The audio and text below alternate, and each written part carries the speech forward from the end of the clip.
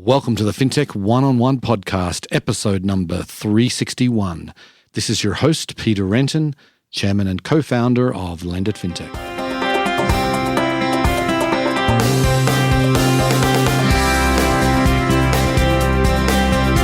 Before we get started, I want to talk about the 10th annual Lend It Fintech USA event.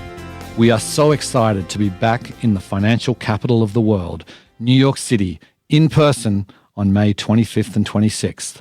It feels like fintech is on fire right now with so much change happening, and we will be distilling all that for you at New York's biggest fintech event of the year.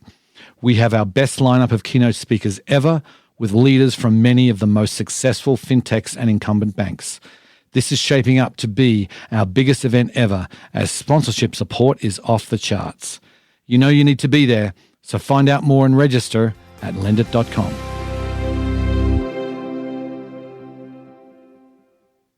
Today on the show, I'm delighted to welcome Dave Uhryniak. He is the Director of Blockchain Strategy at TRON. Now, TRON is a super interesting organization. They bill themselves as the world's fastest growing public blockchain, but their mission is to decentralize the web. You see it right there on their homepage. And we talk about what that means in some depth. We talk about what actually TRON is. It's actually a decentralized autonomous organization, or a DAO. Dave gets into that in some depth as well. We talk about the different components of the TRON ecosystem. Really interesting discussion about how some of the new technology here is going to impact the traditional banking system. Dave has some great ideas and great thoughts there. We talk about NFTs, we talk about the metaverse, and much more. It was a fascinating conversation. Hope you enjoy the show. Welcome to the podcast, Dave. Hi, Peter. So let's get started by giving the listeners a little bit of background about yourself. I would love to kind of hear some of the things you've done before you got to TRON. My background is in equity research, really, and consulting. I was in equity research really throughout the early 2000s, where I covered the financial services industry. And I was able to really develop a thorough understanding of what makes a financial institution work, and particularly a bank, right? So, you relate that to today, I can see how everything is or could potentially play out with DeFi and the risks that wallets and these other new creations could present to the traditional banking system.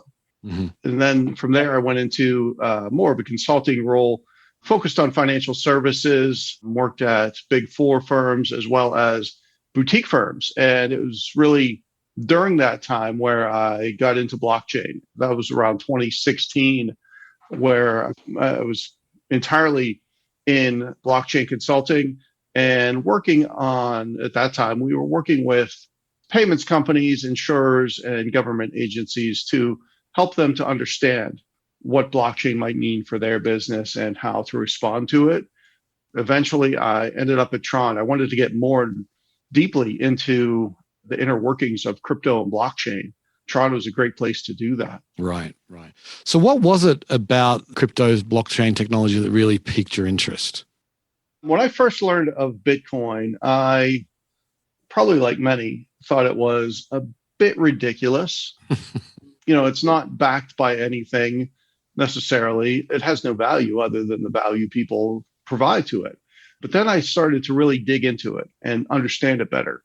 And that was the result of, reading the white paper, as well as doing work on my own to understand not only blockchain technology, but understand the crypto side of it.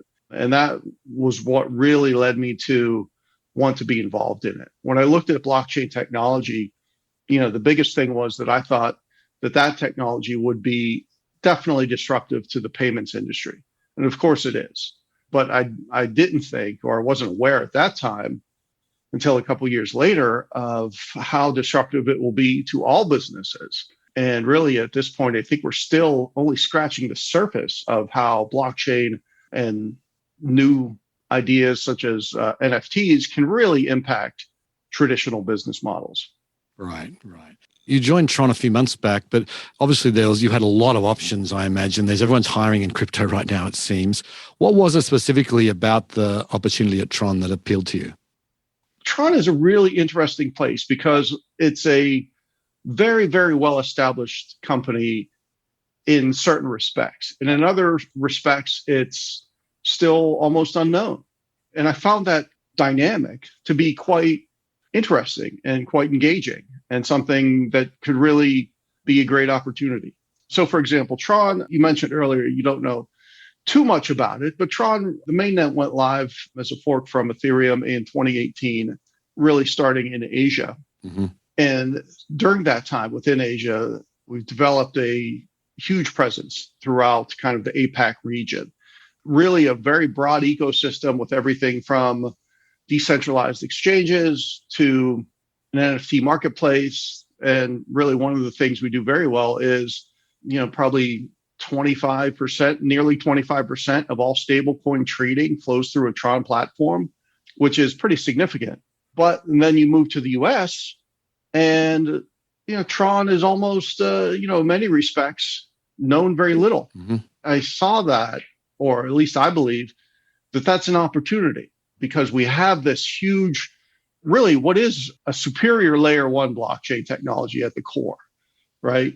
And if you think about it in terms of, the blockchain trilemma of decentralization, scalability, security, I think Tron, in an honest assessment, Tron probably exceeds most blockchains that are out there. And really, we just have to make it more known to users in the US mm-hmm. and increase awareness and have people building on it. Right.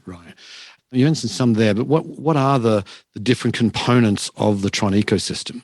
The Tron ecosystem really, after growing pretty rapidly within the last few years, now we're really much more focused on growing what we see as 6 key areas, right? So DeFi is definitely a key area for us. And within DeFi, there's a wide range of projects already on it. But then, like I said, we have the decentralized exchange, Poloniex. The Just platform is also a decentralized exchange. I think the market cap on that might be around 4 billion. So it's pretty significant. And then we're adding new projects all the time. Mm-hmm. NFTs is a second part or one of the pieces of the ecosystem. We started out with Ape NFT Gallery to where, users could come and look at NFTs related to the more typical pixelated images or NFT versions of classic pieces of art, right? So now we've expanded that to include a marketplace to where now, the marketplace launched earlier this month. I think there's over 60 or 65,000 NFTs listed on it already. So it's growing rapidly. We're adding more collections to that platform, daily. From there, GameFi, we started with Win NFT Horse was the first one. And I think the second one now is Win NFT Race. Not only are we developing our own games, but we have new games coming onto the platform all the time. Metaverse, another key area for us. We just purchased some space in Blocktopia in that office building, as well as we have space in Crypto Voxels.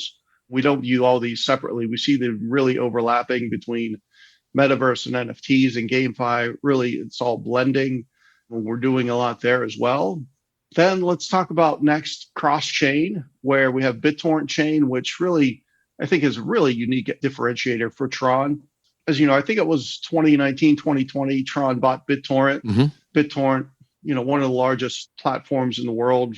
And now we've developed BitTorrent Chain, which is a cross-chain solution. So by developing on Tron and using BitTorrent, users are automatically also connected to BNB Smart Chain as well as Ethereum.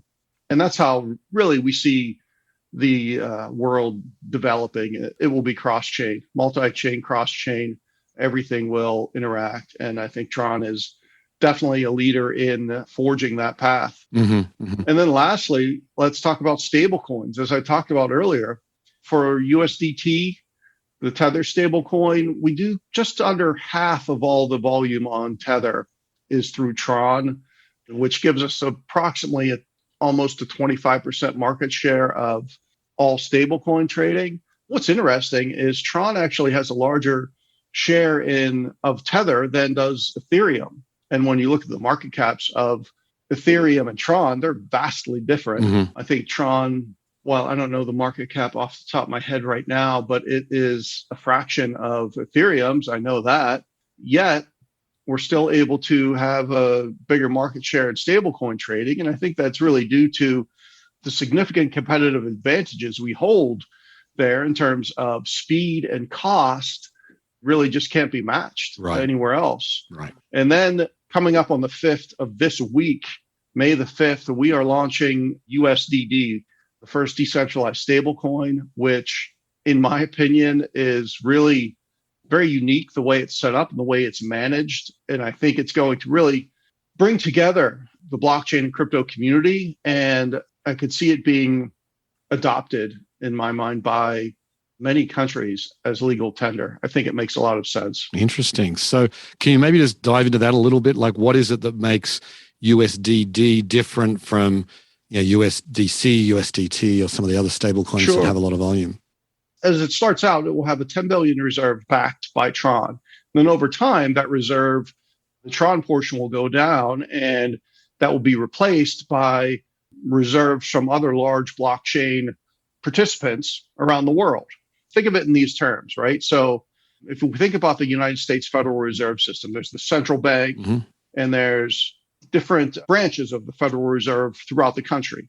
And they all make different contributions to the central bank to support the dollar, right? Similarly, Tron will kind of function in that central bank role in terms of providing the reserve and getting it started, handling the back office type of operations. But then other blockchain entities throughout the world will contribute to that reserve.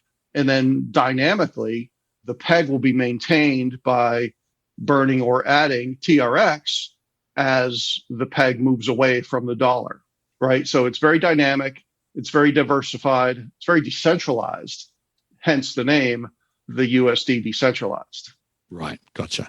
And Tron uses a proof of stake model, right? Well, we use a delegated proof of stake. Okay, so maybe you can explain how a delegated proof of stake is different to proof of stake. In proof of stake, there's a lot of talk right now about proof of stake because, Ethereum is proof of work, and eventually at some point they're moving to proof of stake for a variety of reasons that we'll touch on. And there's even kind of a school of thought, let's say, that blockchain should move away from proof of work to proof of stake as well. Now, proof of stake versus proof of work is probably more efficient. I think that's what people are looking for. There's a bit more speed. It's more scalable. If you look at proof of stake versus proof of work, from that aspect, it's a bit more, I don't even want to say it's more environmentally friendly, because proof of work is much more environmentally friendly than you hear about on a day-to-day basis. I mean, I don't want to get into that. But when you look at delegated proof of stake, you're really looking at something that is even more energy efficient than proof of stake. It's more democratic because delegates are elected through a much more democratic voting system, and each token holder has a say. For Tron, we validate a transaction in less than 3 seconds. It's secure. Tron, unlike another large blockchain that happened this week, reporting a great deal of congestion and was down for 7 hours, Tron's never had congestion. And, it's a very secure, very stable blockchain. Part of that could be due to the delegated proof of stake. So, those are some of the larger differences at kind of at a high level. Obviously, I'm much more familiar with DPoS than POS because that's what I work in. But I would say that's at a high level. That's what makes it different. You've got an interesting perspective here because you said you were a consultant in the traditional world and you've moved to this DeFi world. I'd love to get your perspective on what you think the financial community, bankers, even, fintech companies, what is it you think they need to understand about DeFi? When you look at what's happening in the US right now with how different groups of traditional financial services are approaching DeFi. So let's break the traditional world into two groups at this point. So you have traditional retail banks, and then you have the traditional, what we'll call capital markets banks.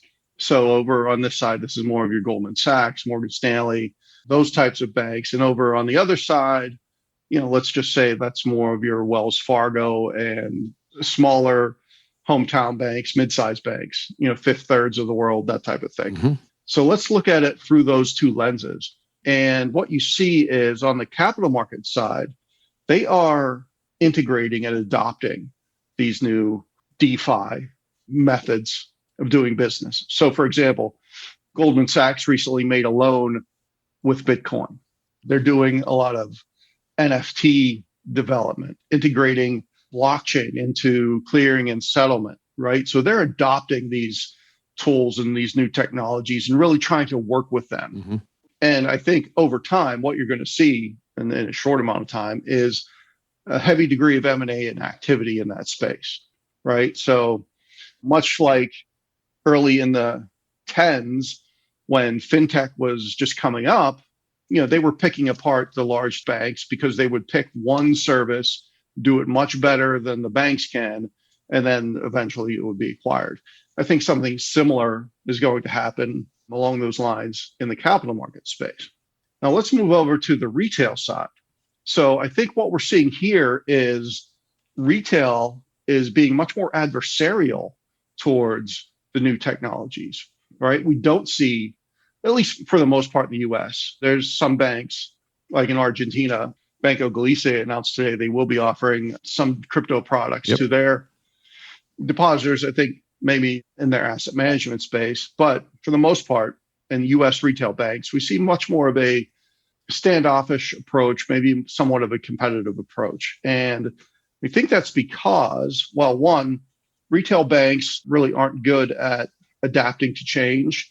Two, there's never been a serious competitor to upend checking accounts and the entire lending deposit business as there is now within the crypto world. So that's something completely out of the blue. Their first response, and I think you're seeing that already, is going to be to seek regulatory relief. So what we're seeing is the CFPB now wants some influence over crypto, and the SEC is hiring a bunch of more crypto people. And, all of that, I think, is, I'm sure they're doing it for a lot of reasons. Part of it is to try and protect traditional banks from these new interlopers that do it better, faster, and cheaper than they do, right? So that's their first line of defense. But really, in my view, crypto can't be stopped. And you see wallets becoming much more prominent. And what wallets mean is as crypto adoption becomes more and more people use crypto, it eliminates the need to have a traditional bank account with ramps for crypto into fiat and back, and then, or even crypto into stablecoin and using that as legal tender. You don't need to have a bank account. Now, pull that through, you see deposits, really short-term, low-cost deposits at banks begin to dry up. They're moving to a different source. What's that mean? That means there's fewer liabilities. Banks can make fewer loans. That means they have to ultimately borrow more from the Fed, get a higher cost of funding. Profits of banks begin to fall. That's just on that side. And that's one thing I think they are going to fight against staunchly. Payments is another business, monstrous business around the globe. They will push back against that. When you think about, it's funny, I did a podcast, I guess, last Friday with some folks from Binance, and we were talking about how centralized exchanges really function as bridges between different payment systems. Mm-hmm. If you took that out to the extreme, or even just a little bit, what they're doing now as an exchange is moving information from point to point between people, right? So why couldn't that information that they move be a payment from point to point, right? And I have no idea if that's on their roadmap or their horizon or whatever, but it makes sense because they're just really facilitating a transaction, really facilitating the exchange of information, and that's all a payment is. Right. So, there's a lot of things going on that could materially upend the current financial system. And on the retail side, like I said, confrontation; on the institutional side, collaboration. I read you recently became a DAO, a decentralized autonomous organization. That's right. Can you explain why you did that and what that means for Tron? I can to some extent because the decision on that actually was made last July. Right. And then it took about 6 months to really make it happen. And then from there, that's right about the time that I joined. So I am I've been at Tron the entire time it's been a DAO. I think I could speculate as to why that decision was made. I think it's really, the mission of Tron, and this is on everything we do. It's on our website. It's on everything, is to decentralize the web. Justin and others really believe in decentralization, giving power to creators and users, as well as making Tron the most accessible and inclusive blockchain in the world.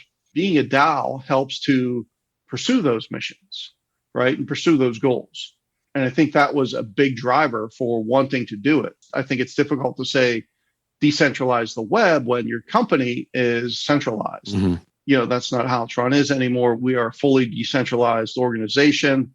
What it's like working there, working with a DAO at this point in time offers some unique challenges because you have to have different organizations for signing contracts and doing a lot of day-to-day things, just normal business things that, you require different things for. But that's because really the legal framework hasn't kept up with kind of the technological framework. I should say with the caveat of Wyoming, which has given DAOs legal rights similar to LLCs. Okay. So I'd love to kind of get your sense, your thoughts on NFTs. You touched on them earlier. Obviously, we've seen a lot of action in the art space, some in music. Gaming is picking up. What is it that you're seeing at Tron with, you said you got 65,000 NFTs. Where do you see the NFT space going and how is Tron going to help facilitate that? I think the NFT space might be one of the most dynamic and most interesting business situations ever to exist. And here's why. Okay. It's because the applicability of NFTs, much like blockchain, also very interesting, much like blockchain, they are applicable in so many areas, right? The use cases for NFTs for art and even music are really the low-hanging fruit of NFTs.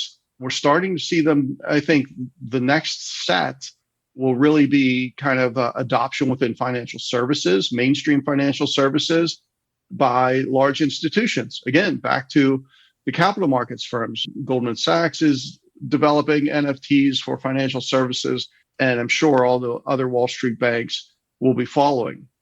NFTs have use cases in about 12 or so industries, and within each industry, there's multiple use cases.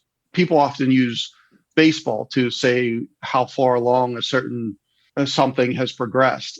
And I would say we're in the top of the first with NFTs. Mm-hmm. We're at the point where we don't know what we don't know about how they can be applied, but it's going to be financial services. You'll see them in supply chain. You'll see them in real estate, luxury goods. Really, I think eventually everywhere there's a blockchain, you'll see NFTs on it in some form or fashion. It's really still very early. While I do like many of the current use cases for NFTs, I think the art is really cool. Creators deserve more for what they make, but we're so early on how NFTs can be used that it's really fascinating. And how Tron is doing that, Tron, we're focused on those 6 verticals like I was talking about, and really getting involved with NFTs in DeFi, NFTs in gaming, just really NFTs in the metaverse, and really enabling developers to come, use the Tron Layer 1 and be creative. That's how we're getting involved there. Like with the metaverse, you mentioned that you've bought real estate there. What do you see is the primary opportunity in the metaverse? What is Tron really doing to kind of prepare for that? And I think the metaverse is really interesting. And I think it's going to be such a unique experience. And I think it's going to be so much more than walking around with some VR glasses.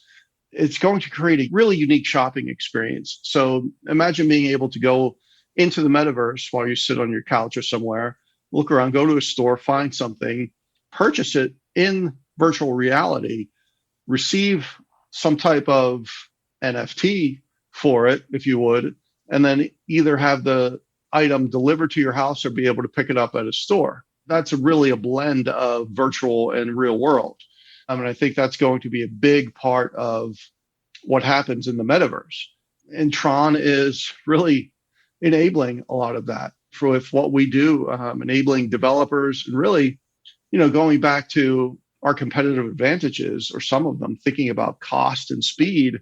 By being low cost, Tron is incredibly inclusive and accessible to people around the world. It's also incredibly developer friendly and creator friendly, because to do something that innovative, you need to try, fail, do it again. And you can't spend a ton in gas fees every time you try and fail, right? You have to do it at the lowest cost possible. And that's what Tron provides, right? So it's a great place to get things up and running, use BitTorrent chain, increase your addressable market size or total addressable market by not only you've developed here, but then you have access to the BNB chain and Ethereum as well. And that's how we're facilitating growth in not only the metaverse, but the other areas. Interesting indeed. So then let's close maybe with just tell us what's exciting that's coming down the pipe at Tron. Most exciting thing is happening this week. USDD comes out, and I can't wait. I'm really excited to see what happens with it. I think there will be a very high demand for it, and can't wait to start talking more about it to people and really making it part of everyday life, using it in normal transactions. I think that's what's very exciting. Additionally, we have people all the time reaching, or at least I have people all the time reaching out to me to help them to not only get onto the platform, whether it's a DeFi company or NFT company, but people reaching out asking if they can participate in USDD. Mm-hmm. So it's really an exciting time at Tron. Definitely our growth profile has shifted. We're approaching 90 million accounts, and we're really arguably the fastest growing blockchain. But in terms of getting developers onto the platform, that's really accelerating. Well, really interesting stuff. It was so interesting learning about Tron, Dave. I really appreciate you coming on the show. Yeah, thanks for having me, Peter. It was great talking with you. I was chatting with Dave after we stopped recording there and talking about the importance of developers.